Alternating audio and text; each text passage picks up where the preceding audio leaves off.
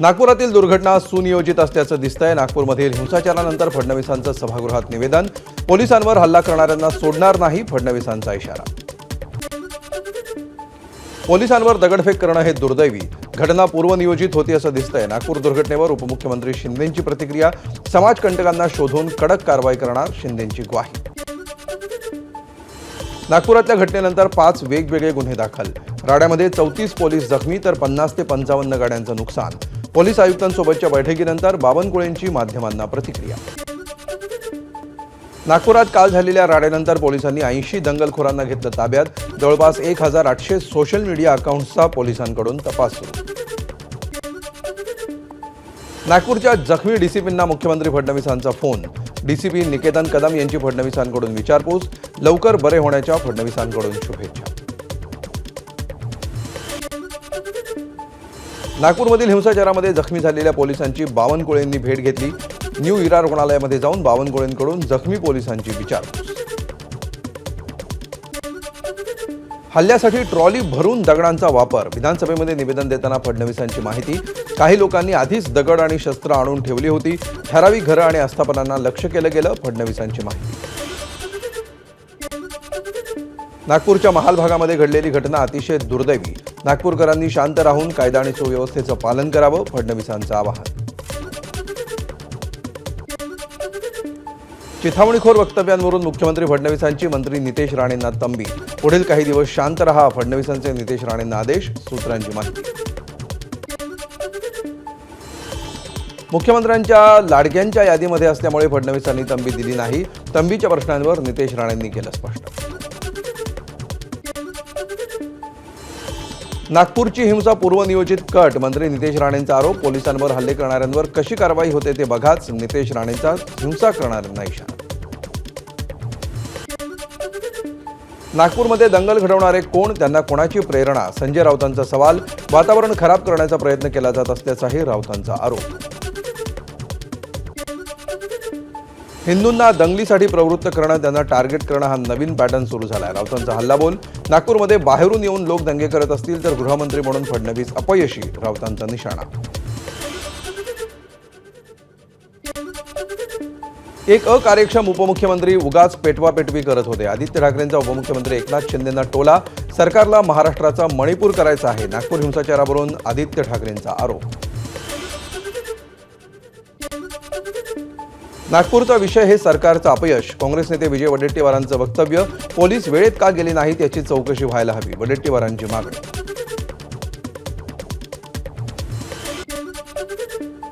केंद्र आणि राज्यामध्ये तुमचंच सरकार, मग दंगली कशाला घडवता, संजय राऊतांचा सवाल। भागवत, फडणवीस, शिंदे आणि अजितदादांनी कुदळ फावडं घेऊन कबर तोडायला जावं, राऊतांचा हल्लाबोल।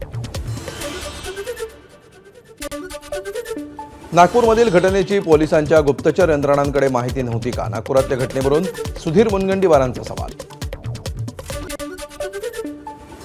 नागपुरातील हिंसाचाराची घटना नियोजित कट असल्याचा अंदाज। गृहराज्यमंत्री योगेश कदम यांनी व्यक्त केला संशय। प्रकरणाची माहिती घेऊन दोषींवर कडक कारवाई करणार, योगेश कदमांचं आश्वासन। नागपुरातील हिंसाचाराच्या घटनेला फडणवीसांच्या मंत्रिमंडळातील नितेश राणेंसारखे मंत्री जबाबदार। माजी गृहमंत्री अनिल देशमुख यांचा आरोप।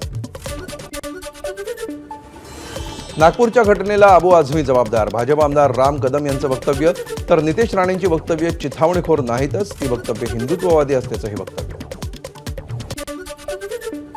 कालची घटना महाविकास आघाडीनं घडवून आणली, संजय शिरसाटांचा आरोप। महाविकास आघाडी जाणीवपूर्वक अशा घटना घडवत असल्याचाही दावा।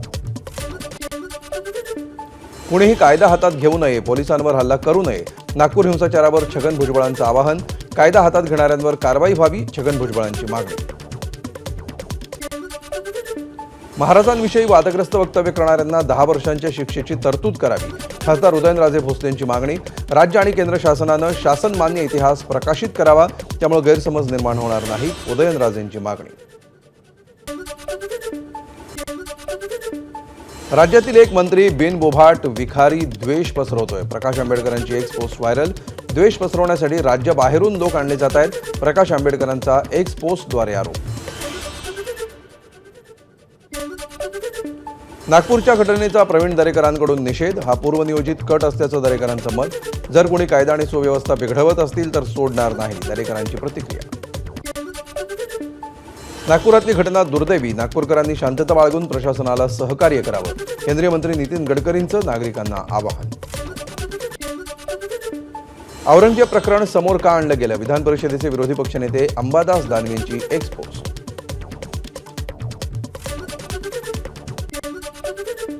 नागपुरात झालेली हिंसाचाराची घटना दुःखद आणि दुर्दैवी. खासदार सुप्रिया सुळेंनी एक्स पोस्ट करत व्यक्त केला निषेध. नागरिकांना शांतता राखण्याचंही सुळेंचं आवाहन. कबरीच्या परिसरामध्ये मराठ्यांच्या शौर्याचं प्रतीक उभारा. कबरीच्या मुद्द्यावर पडदा टाका. खासदार अमोल कोल्हेंचं मुख्यमंत्र्यांना पत्र. चिथावणीखोर विधान करणाऱ्या सहकाऱ्यांना ताकीद द्या, कोल्हेंचं फडणवीसांना आवाहन. सर्व पक्षीयांना विनंती करतो, चिथावणीखोर विधानं बंद करा, रईस शेख यांचं आवाहन. नागपूरमध्ये जी घटना घडली त्याची चौकशी सुरू, शेख यांची माहिती. औरंगजेबाची कबर काढण्याची जी मागणी सुरू आहे त्याला आमचं समर्थन. रामगिरी महाराजांचं वक्तव्य. हिंसा करणारे लोक हे औरंगजेबाच्या विचाराचे असून ही सगळी घटना पूर्वनियोजित असल्याची रामगिरी महाराजांची प्रतिक्रिया. नागपूरमध्ये घडलेली घटना दुर्दैवी. काँग्रेस खासदार बळवंत वानखेडे यांची प्रतिक्रिया. राज्यातल्या मंत्र्यांकडून काही चुकीची वक्तव्य येत आहेत. त्यांच्या चिथावणीखोर वक्तव्यामुळे अशा घटना घडल्या, वानखेडेंचा आरोप. नागपूर घटनेचा आमदार अर्जुन खोतकर यांच्याकडून निषेध. जनभावना लक्षात घेता औरंगजेबाची कबर आमच्या भागात नको, अशी स्थळं नको, त्यांचा कणही महाराष्ट्रात नको, खोतकरांची प्रतिक्रिया. राज्यातील वातावरण खराब करण्याचा प्रयत्न सुरू. ठाकरे गटाच्या सचिन अहिर यांची टीका. दोषींवर तात्काळ कारवाई करा, घटनेचं राजकारण नको, सचिन अहिर यांचं आवाहन.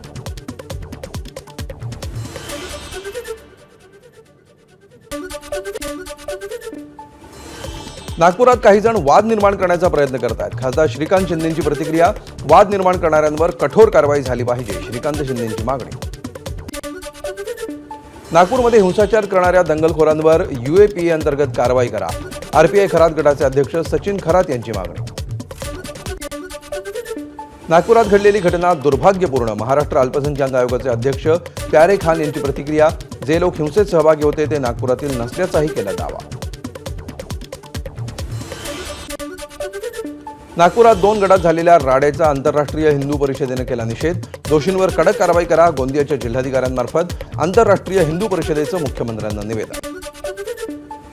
देवेंद्र फडणवीसांनी हर्षवर्धन सपकाळांचे डोळे काढले, जीभ छाटली की नखं काढली, शिंदेंचा सवाल. फडणवीसांची औरंगजेबाशी तुलना केल्यामुळे सपकाळांवर शिंदेंचा हल्लाबोल. कोणत्याही प्रकारच्या अफवांवर विश्वास ठेवू नका, तसंच पोलिसांना सहकार्य करा. राड्यानंतर नागपूर पोलिसांचं नागरिकांना आवाहन. नागपुरात सध्या तणावपूर्ण शांतता. काल नागपूरच्या शिवाजी चौकामध्ये 2 गटात राडा. औरंगजेबाच्या कबरीच्या आवाजावरून 2 गटामध्ये तणाव. महाल परिसरामध्ये दगडफेक करत तोडफोड. नागपुरातल्या अनेक भागांमध्ये जमावबंदी. कोतवाली, गणेशपेठ, पाचपावली, शांतीनगर, नंदनवन आणि इमामवाड्यात सुद्धा कर्फ्यू लागू. कालच्या घटनेनंतर सध्या नागपूरमध्ये तणावपूर्ण शांतता. सोशल मीडियावर सरकारचं लक्ष. कोणीही अफवा पसरवू नका, शांतता राखा, बावनकुळेंचं आवाहन. दंगलखोरांवर कडक कारवाई करणार, बावनकुळेंची ग्वाही.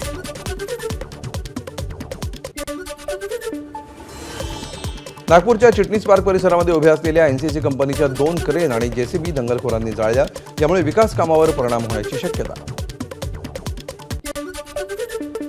नागपूरमधल्या राड्यामध्ये सर्वसामान्यांचं मोठं नुकसान. दंगेखोरांकडून श्वेता दहिकर यांच्या घरावर दगडफेक. गाडीचंही नुकसान. आर्थिक नुकसान कोण भरून देईल, दहिकर कुटुंबियांचा सवाल. नागपूरमध्ये वाद उसळल्यानंतर अनेक घरांचीही दंगलखोरांकडून तोडफोड. घरांसोबतच अनेक गाड्यांची जाळपोळ.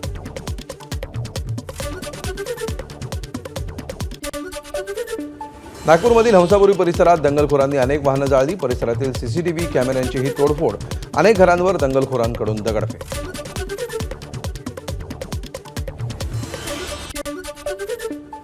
पोलिसांना घटनास्थळी पोहोचायला उशीर झाला. पोलीस योग्य वेळी पोहोचले असते तर हा प्रकार घडला नसता. भाजपचे स्थानिक आमदार प्रवीण दटके यांचा आरोप. औरंगजेबाची कबर काढून टाका अशी मागणी करत सत्ताधाऱ्यांचं विधानसभेच्या पायऱ्यांवर आंदोलन. कबर हटवा असे पोस्टर हातात घेत आणि घोषणाबाजी करत सत्ताधाऱ्यांचं आंदोलन. नागपूर घटनेचे राज्यसभेतही पडसाद. काँग्रेसच्या राज्यसभेच्या खासदार रेणुका चौधरी यांनी नागपूर हिंसाचाराच्या घटनेवर चर्चेसाठी राज्यसभेत दिला स्थगन प्रस्ताव. प्रतापगडाच्या पायथ्याशी शिवप्रताप स्मारकाची उभारणी करा. शिवभक्तांची मंत्री मंगलप्रभात लोढांकडे मागणी. भाजपचे महाराष्ट्र प्रदेश उपाध्यक्ष विक्रम पावसकर यांनी दिलं पत्र.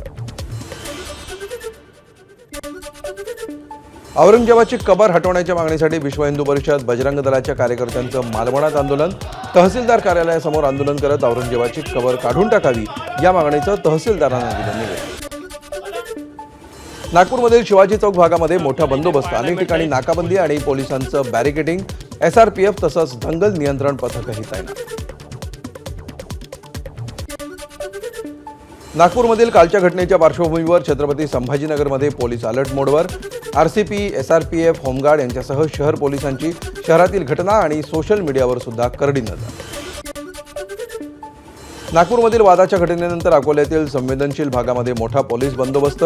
अकोल्यातील हरिहरपेठ, पोळा चौक, भांडपुरा आणि अकोट फैल परिसरामध्ये RCP, SRPF नियंत्रण पथकं तैनात. नागपूर हिंसाचाराच्या पार्श्वभूमीवर भिवंडीमध्ये कडेकोट पोलीस बंदोबस्त तैनात. कायदा आणि सुव्यवस्थेचा भंग होऊ नये म्हणून निर्णय. नागपूरमधील हिंसाचाराच्या पार्श्वभूमीवर मिरज शहरामध्ये पोलिसांचा बंदोबस्त. सकाळपासून राज्य राखीव दलाची एक तुकडी मिरजमध्ये तैनात. दगडफेक झालेल्या भागामध्ये नागपूर महापालिकेकडून स्वच्छता मोहीम.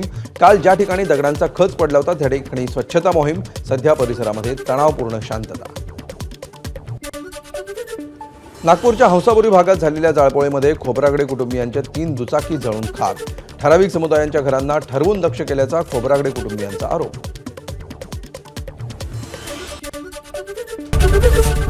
ABP माझा, उघडा डोळे बघा नीट.